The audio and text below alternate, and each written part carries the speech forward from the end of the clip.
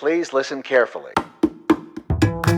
Oi, eu sou Guilherme Lugulo e esse é o podcast Eu Ator. Eu adoro seus vídeos, mas tem uma coisa assim meio também, sei lá, eu tava esperando já os próximos episódios desse pastel tomar mais vida. É bom, eu vou investir. Oi, o episódio já vai começar, mas antes eu queria te dar um recado.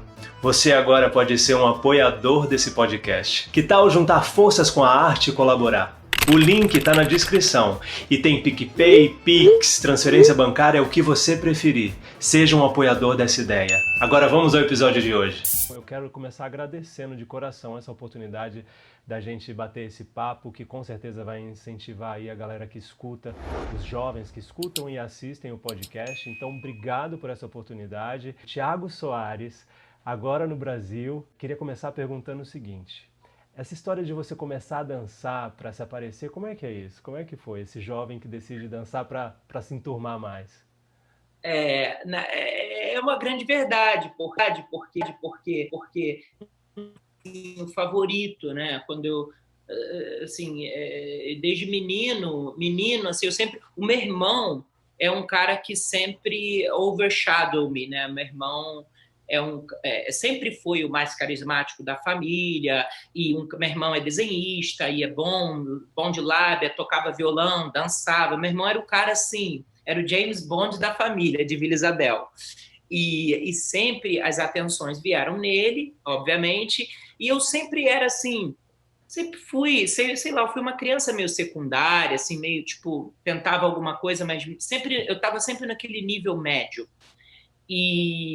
E na dança, quando eu conheci esse grupo do Street Dance, esse grupo que era do Hugo Alexandre, que chamava Jazz de Rua, residia ali em Vila Isabel, cara, era assim, o estrelato, sabe? Eram os caras assim, paravam as festas e as pessoas ficavam em volta e tinha um poder daquilo, sabe? Dos caras chegarem assim com seus tênis lá, seus Nauru meio comido, meio velho, mas eles chegavam, cara, e dominavam.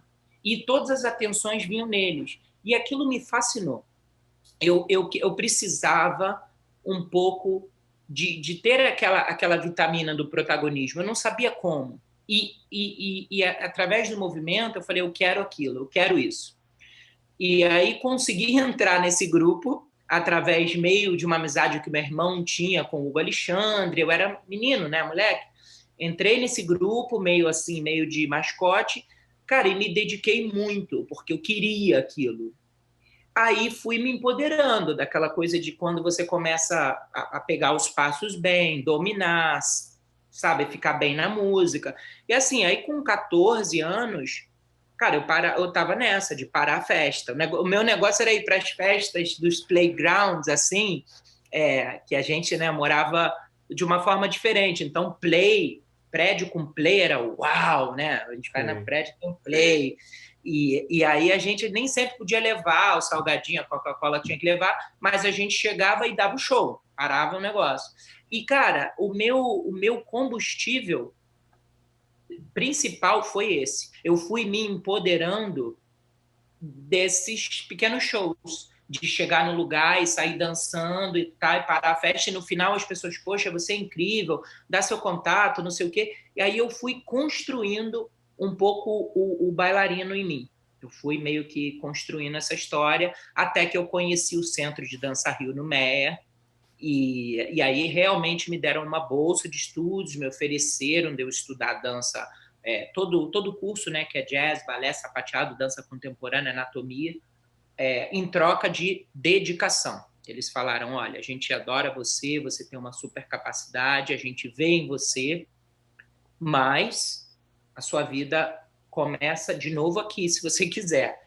E aí, cara, eu embarquei nessa história porque eu sentia, sabe, eu sentia ali que eu senti que tinha uma conexão ali, que eu me encontrei.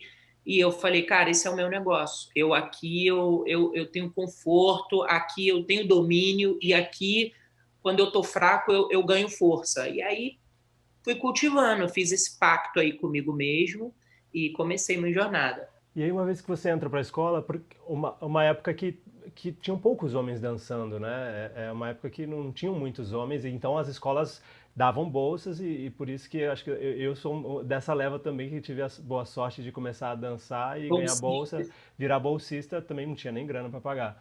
Mas aí, quando é que você realmente fala, ok, agora eu vou me dedicar ao balé? Porque aí você fazia jazz, fazia, né, as outras modalidades, e quantos anos você tinha quando você falou, agora eu vou me dedicar 100% ao balé? Olha, logo que eu comecei no Centro de Dança Rio, por não ter muitos meninos também, a minha primeira professora lá que me deu a oportunidade, a Débora Bastos, ela falou para mim, ela falou, olha, você está com 14 anos, já vai virar 15. Ela falou, você tem o biotipo que ele é adequado para o repertório clássico, tradicional. Ela falou, eu acho que você, se o meu olhar não me engana, eu acho que você tem o what it takes, porque você está disponível a passar pelo processo. Porque eu era meio ratinho de aula, de repetir, fazer várias vezes, eu tinha essa fome. E ela falou, essa paixãozinha pelo processo é a chave. E ela falou, se você continuar assim, e se você se dedicar, você pode fazer uma carreira talvez brilhante no balé, mas a gente tem que começar agora. Então, assim, o Centro de Dança Rio meio que me obrigou, na verdade, a fazer balé, porque o trato era, eles não queriam um cara lá do hip hop fazendo mais ou menos, paquerando as meninas, de história, mas sem se dedicar. Então era assim, você vai fazer, você vai ter que fazer o balé também. E para se limpar na técnica, se aperfeiçoar, porque o jazz era mais fácil, né? A gente se tacava ali e tal, com o pé meio frouxo, e ia indo. Apesar de que é muito difícil dançar jazz, mas a gente fazia entendeu? Chegava em algum lugar. O balé já era algo que realmente precisava se dedicar. Então, eu nesse trato com eles, entrei no balé, acho que foi 6 meses depois, eu tentei ficar dando história de não ir, porque tinha negócio da sapatilha, um bando de menina pequena, né? Eu já meio catatal ali, perdido. Né? Não existia o Billy Elliot ainda para a gente ter Pra gente se referência. inspirar, né? É, então eu estava vivendo ali o Billy Elliot, né?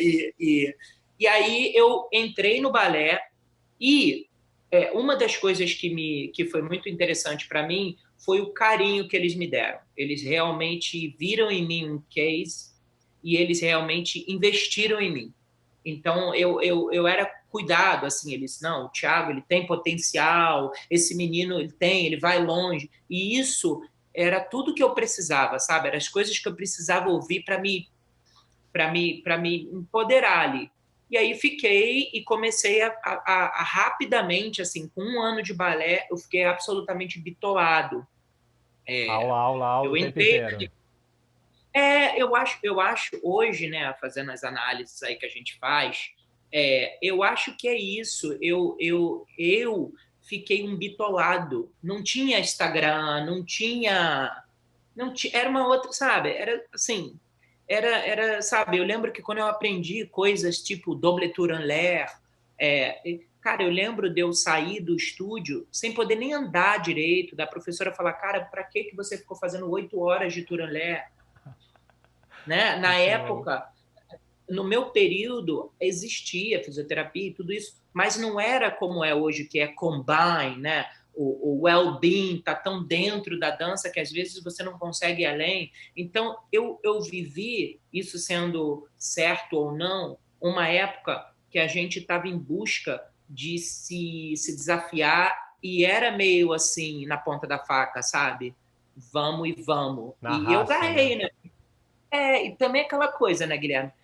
Não tinha dinheiro da passagem, não tinha muita coisa em casa. O pessoal falava, ó, se tu se dedicar, tu pode se dar bem. E aí, sabe, a vida também te fala, Sim. olha, é melhor você ser o melhor nesse negócio, porque, né, você já gosta do treco, você tem vocação e tem o corpo, o negócio tá ali, você vai ficar brincando, então também eu tinha uns medinhos assim, sabe, de vida também. E a sua primeira companhia profissional foi o Teatro Municipal do Rio de Janeiro? A minha primeira companhia profissional foi o Teatro Municipal do Rio de Janeiro. que é uma companhia super difícil de entrar, né? Me fala um pouco dessa, como é que você chegou até o Municipal? Porque as audições eu lembro, sempre era o sonho de todo Sim. bailarino, é o sonho de todo bailarino entrar, porque é uma das únicas companhias clássicas que a gente tem no país. Como é que foi para você chegar até a companhia? Olha, eu tenho várias voltas no Municipal e é óbvio que foi o teatro que foi o meu grande trampolim, né, para sair e para aparecer também, né, assim, de uma forma maior. Mas a minha primeira audição para o Teatro Municipal foi uma audição dessa pública com o número aqui, o meu professor tinha me dito: você ainda não está preparado, e eu quis ir. Eu fui, quebrei o dedo na audição, caí de um turanlé, luxei o dedo e tirei nota baixa e não entrei. Aí o meu professor, o Dino Carreira, ele falou assim: Tiago, se faça de egípcio, fica quietíssimo, não fale nada, desapareça daí. Aí eu desapareci. Aí eu fiquei, ele me preparou 6 meses, eu me preparei muito seriamente, me melhorei do dedo e me preparei 6 meses para ir representar o Brasil no concurso internacional de Champs-Élysées, de Paris.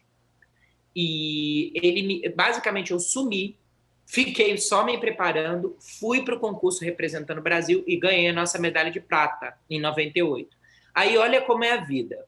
Aí eu voltei para o Brasil com a medalha, Jornal Nacional, blá, blá, blá, aquela história feliz, né? Na época era tipo, acho que era 20 mil francos, era uma grana, assim, eu tava todo, né? Aí o diretor da época, que era o Gustavo Molajoli e Dalal Ascar, me convidaram para entrar para o Teatro Municipal já de porta assim, né? Por favor, venha e tal. E aí eu fiquei foi incrível, né? Foi basicamente um ano depois. Aí foi lindo, eu entrei o teatro, né, na minha época que eu fui bailarino do Municipal, tinha o corpo de baile completo e com todas as primeiras figuras, então tinha todas essas grandes referências, as grandes divas do balé brasileiro, então foi muito bom para mim, e lá eu tive a oportunidade de fazer os meus primeiros grandes papéis, Príncipe de Quebra-Nozes, o Solor em La Bayadère, e todos esses grandes papéis, Albrecht e Gisele, mas eu fiquei pouco tempo. Eu fiquei 2 anos no Municipal, eu fazia papéis de protagonista, mas eu não tinha o título por causa da idade, enfim, eu fazia todos os protagonistas, mas eu não tinha oficial, público, uma posição. E aí eu fui representar o Brasil em Moscou, no Teatro Bolshoi, no grande concurso em 2001, já estando no Municipal, e ganhei a medalha de ouro, que é a nossa primeira medalha de ouro, enfim, né, tá até aqui, mentira, não tá aqui, mas quase. Tá aqui, peraí, isso aqui é do Brasil! Do Brasil, exato. Mas aí tudo mudou. Aí quando eu ganhei lá o concurso de Bolshoi, realmente foi um divisor de águas, porque, né, assim, as oportunidades E você aí passou um eu já tempo vi. lá, né? Você passou um tempo lá estudando. O que aconteceu foi, eu fui, ganhei o concurso, e aí realmente é o tipo de concurso que a sua vida muda, porque é uma enxurrada de convites, aí você consegue se agendar e ganhar dinheiro, assim, eu tive logo convite para ir para o Japão, para Porque é ir uma para a exposição Bélgica. mundial, né? É um concurso, né, o do Bolshoi. E aí também os convites para companhias. Aí eu tinha uma oportunidade para ir para o Boston Ballet, eu tinha uma outra oportunidade para ir para o Hamburg Ballet, na Alemanha, só que eu queria muito o Royal Ballet.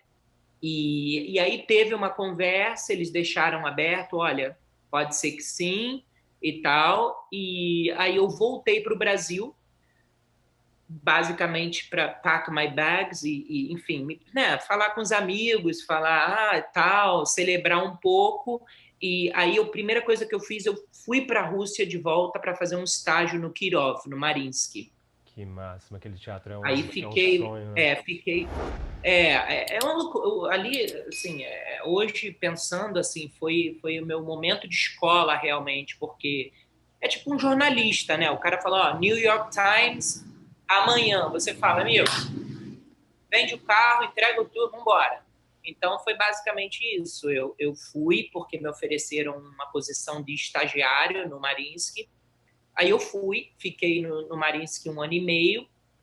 E nesse processo, eu ficava meio de olho no Royal e tal, ali com eles, conversando, até que eles me mandaram um convite. Eles falaram, olha, a gente tem uma posição no corpo de baile, é claro, e aí você tem que vir fazer um teste, né? Eu tive que ir lá fazer uma aula e tal.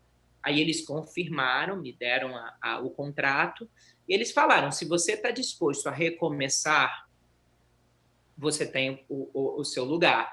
Porque eu já era protagonista, né? Medalhista e tal, então eu estava assim, meio que, né, chegando, estava naquele lugar de eu estou pronto para estrelar. E o trato não era esse, o trato era, esse menino tem muito potencial, mas tem uma jornada aí pela frente para a tradição da companhia e tal, e aí eu entrei. Explica um pouco sobre isso, porque é como se fosse numa empresa, né? Você entra como office boy, aí depois você consegue um outro cargo, aí você vai subindo. Como é que foi isso? Você ter essa humildade de falar, ok, eu acho que agora... Era medalhista de ouro, você podia escolher qualquer lugar para ir, aí ter essa humildade de falar, não, mas eu... O que você, você seguiu o seu coração, foi isso? Olha, na verdade, eu assim, a gente às vezes não sabe, né? A gente olha para nossa família para tentar entender, né? Eu acho que não foi assim uma decisão cheia de brilhantismos e de humildade. Eu acho que foi uma decisão baseada num sonho, né? Porque o Royal Ballet, eu sentia que eu ia ter uma chance maior, porque eles abraçam o internacional, né? A companhia tem aquela coisa mais de ter cubano, ter brasileiro, ter japonês, e eu percebi, eu falei, cara, eu acho que eu vou ter uma chance ali maior e mais de longo prazo. Outra decisão também era baseado em vida, né? Porque Londres, eu morei um pouco na Rússia e lá tem muita coisa interessante, brilhante, mas eu queria mais morar na Inglaterra, eu preferia mais Londres, eu preferia mais a cidade e o fato da companhia ter essa tradição. Eu me sentia bom, sabe, Guilherme? Eu me sentia preparado, mas eu sentia assim, cara, ainda falta coisa para aprender. Eu não tô, sabe, eu tinha uma autoconfiança, mas não tava assim, sai da frente todo mundo que eu vou, sabe? Eu sentia que eu precisava estar num lugar que vai me ensinar coisas ainda. Aí, cara, eu decidi, feliz da vida, e fui. Né, fiz uma coisa meio super rápida assim também, preparei tudo e fui, comecei uma nova vida. Só que não é bem assim, né? Quando você está acostumado a estar na frente, né, receber os aplausos e, né, qual é o meu papel e tal. Então, eu tive um aprendizado de resiliência e de baixar a cabeça e de refazer o processo, né?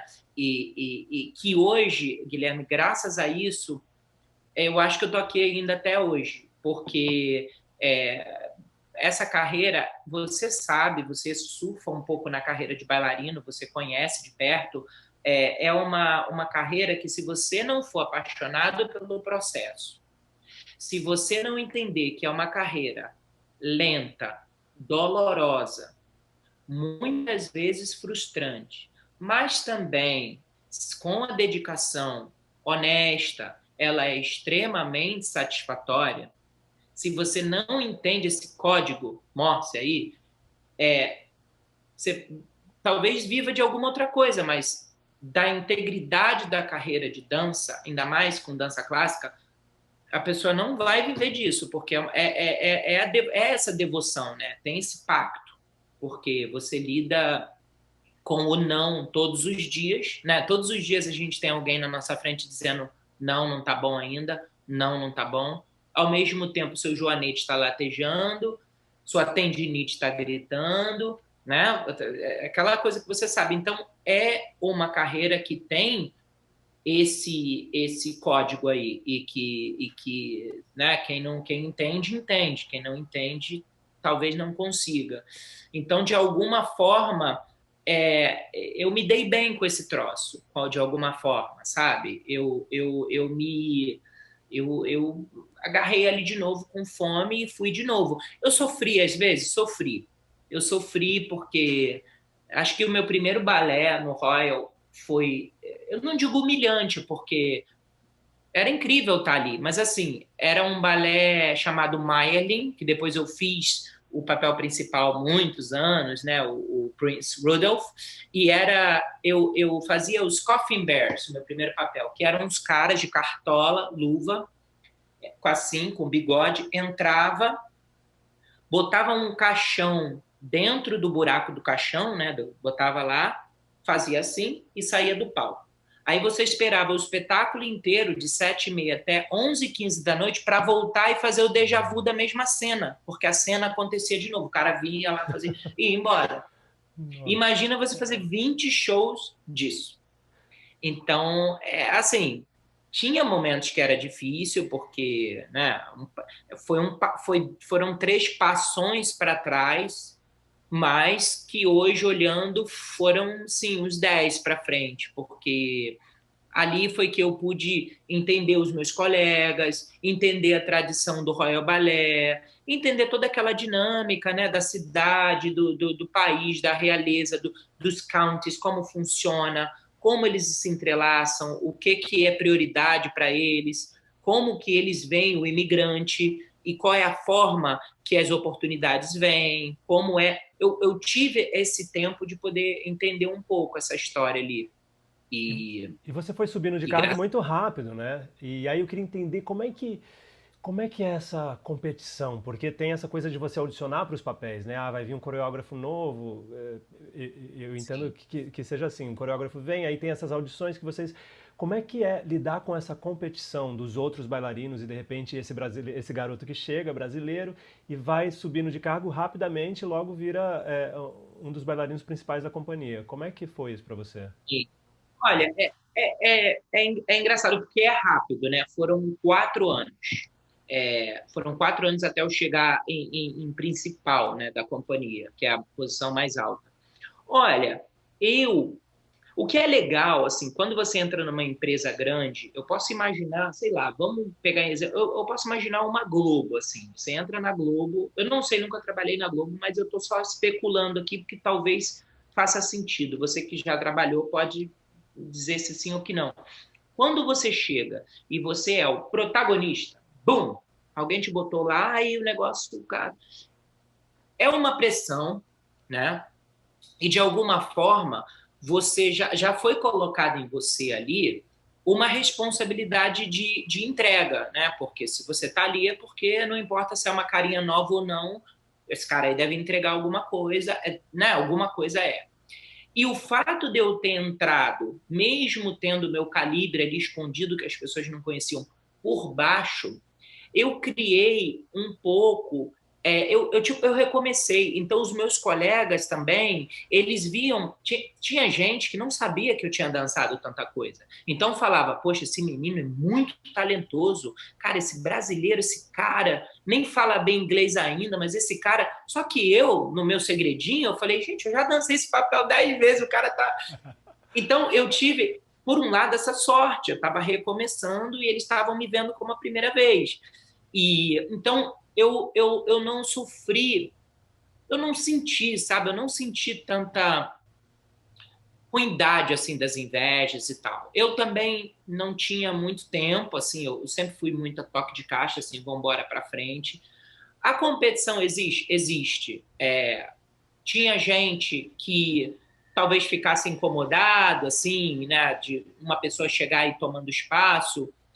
Sim, mas eu acho que é muito também como a gente se projeta, né? Eu acho que eu era um artista, Guilherme, ali, bem diferente. Eu acho que muita gente me olhava ali no Royal Ballet subindo e falava, não, esse bailarino aí tem uma outra coisa, sabe? Porque eu não estava ali querendo ser um outro bailarino europeu, né, com o oráculo da técnica e tal. Eu estava ali em busca de uma identidade minha, latina. Eu estava em busca de que ouvissem a minha voz. Então, eu não sei, eu sinto que eu fui um pouco mais aceitado por isso de alguma forma. Mas assim, você sabe, né? Coxia é coxia e papel é papel.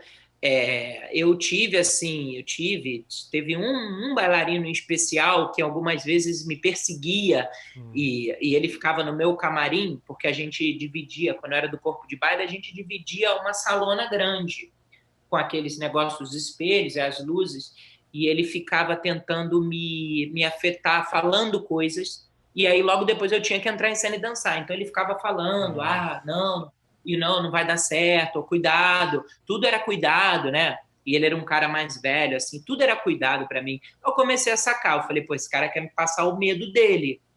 E aí eu tinha o meu código, né? Que eu botava o meu fone, assim, de ouvido, meu headphone, aí botava, tipo, 3 minutinhos de música alta, só para parecer que eu estava ouvindo alguma coisa, depois desligava, pra gente não ter que falar muito.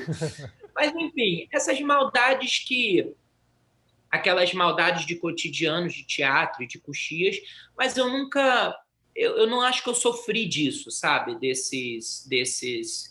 Dessas coisas, dessas injustiças assim de competição, mas existe. O balé clássico, especialmente, é uma carreira difícil, né, com pouco espaço, e é muita gente para muito poucos espaços. E mesmo assim, quando você tem o espaço, nem sempre você emplaca. Então também tem isso, né? Então é uma carreira linda, mas traiçoeira, né? E me diz, 13 anos de companhia e você agora está de volta ao Brasil, abriu um espaço de dança. Eu queria saber... Quantos anos você falou? 13, não? De companhia? Errei na informação? 13? Olha, 2000 e... Vamos fazer essa conta. 2002 para 2003, saí em 2019. Quanto dá que eu sou ruim nessa conta? 18. 18. A pessoa fez a conta errada, né? Porque eu fui numa reportagem, aí eu vi 13 anos, eu falei, são 13 anos Não, tranquilo. Deve ser antiga, talvez, eu acho. Pode ser, pode ser. Não, e também eu fiquei bastante tempo como principal e os meus últimos 3 anos eu fiquei como um guest artist, até fevereiro passado.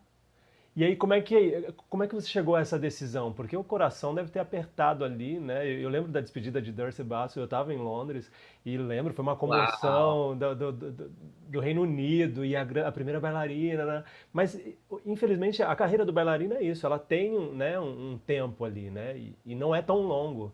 Como é que foi isso para você, de falar, eu quero acabar no meu melhor?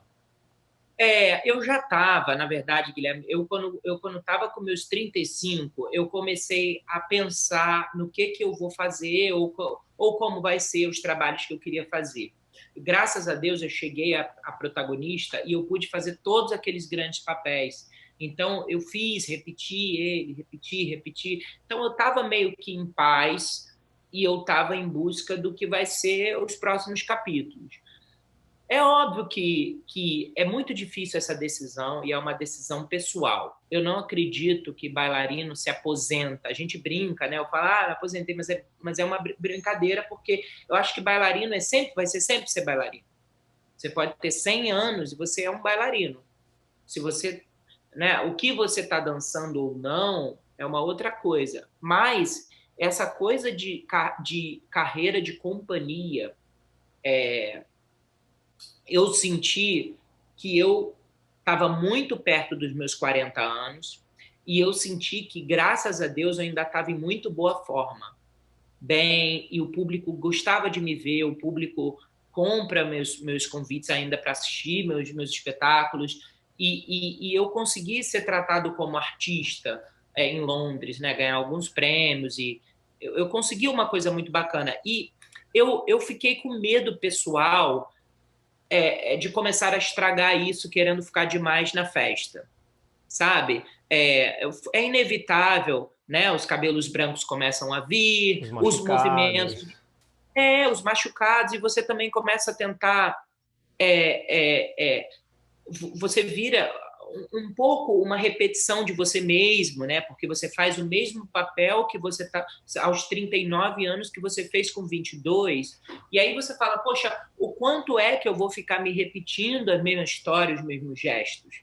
E eu queria terminar eles me querendo ainda, porque eu queria ter essa relação, como eu tenho, de ligar para lá, poxa, Kevin, ano que vem, não sei o quê, vou dar aula, fazer isso. Eu não queria que fosse uma coisa meio, sabe, quando meio que já deu e já deu. Mas você chegou a você chegou a ver pessoas que passaram por isso, que já tinham dado e estava ali ainda segurando aquela posição e não larga, era o que você vê e fala, pô, podia ter parado um pouco antes.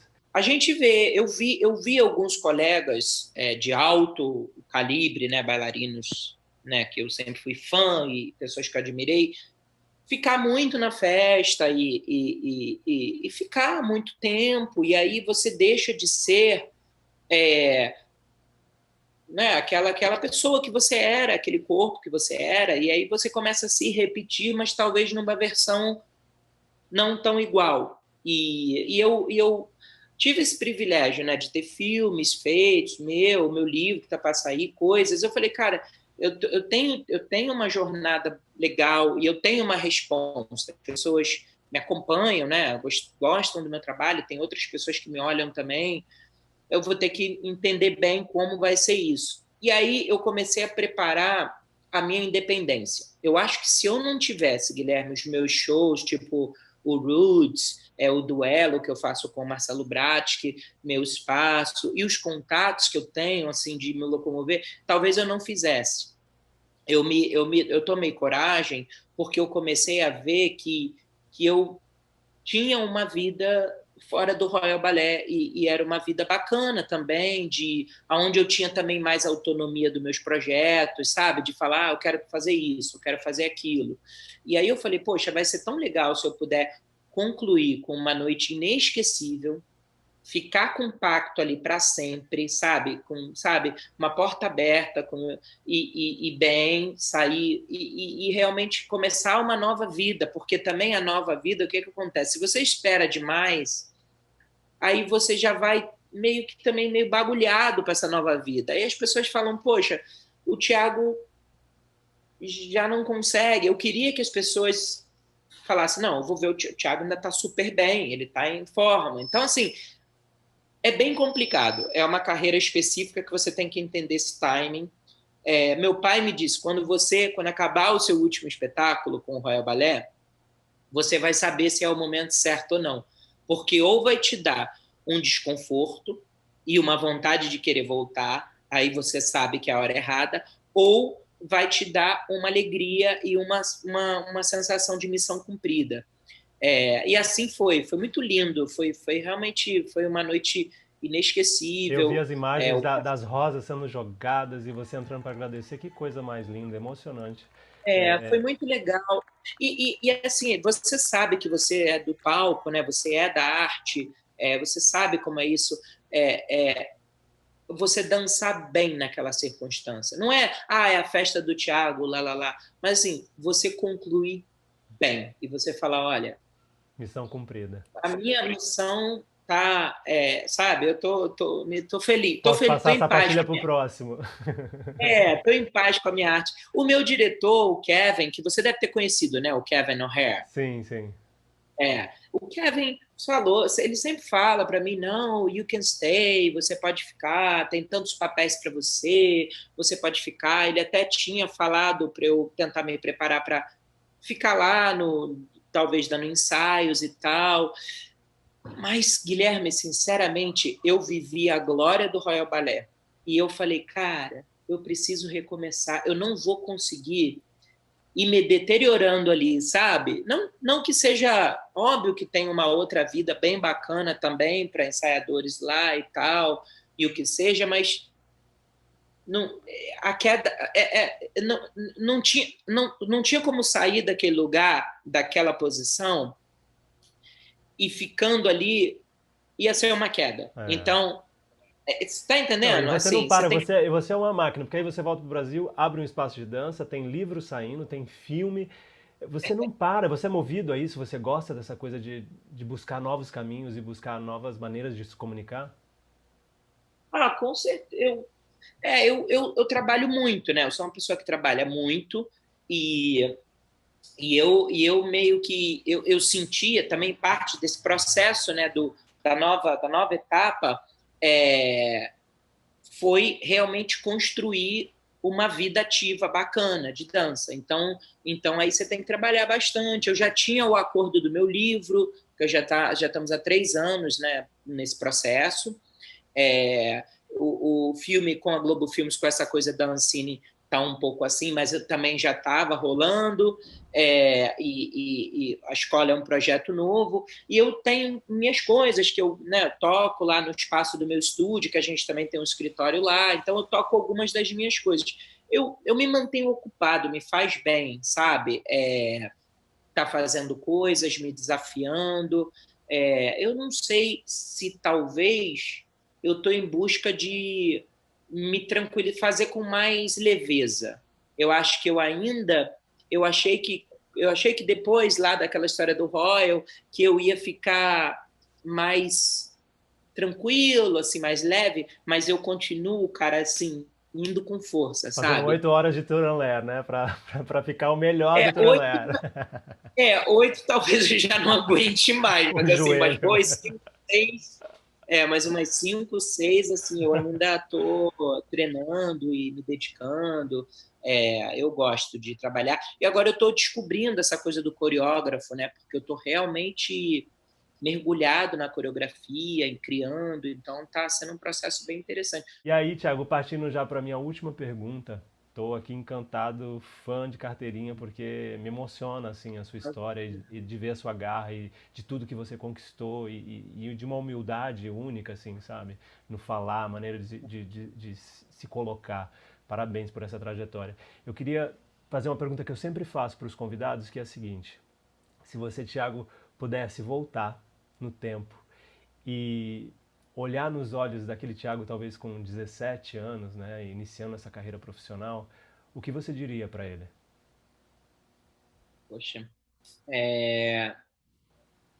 Poxa, provavelmente eu diria: continua, siga em frente com força, mas com tranquilidade.